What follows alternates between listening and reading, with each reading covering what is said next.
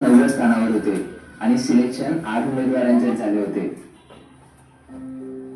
Fact number 16. Doctor Kalam यांना 40 विद्यापीठांमधून doctorate देऊन गौरविण्यात आलेले आहे. Fact number 17. न्यूयॉर्कमधील JFK विमानतळावर डॉक्टर कलाम यांची 2 वेळा झडती घेण्यात आली होती. त्या घटनेचा आंतरराष्ट्रीय स्तरावरून निषेध करण्यात आला होता.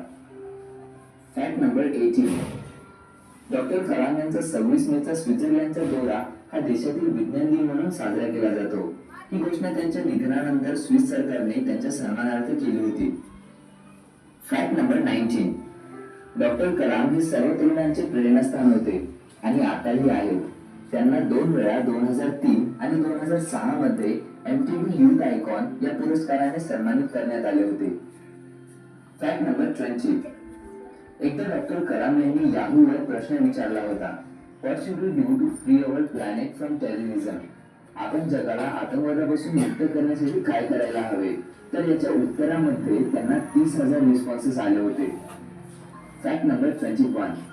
डॉक्टर APJ अब्दुल कलाम यांना देण्यात आलेले काही पुरस्कार बघूया. 1981 मध्ये पद्मभूषण, 1990 मध्ये पद्मविभूषण,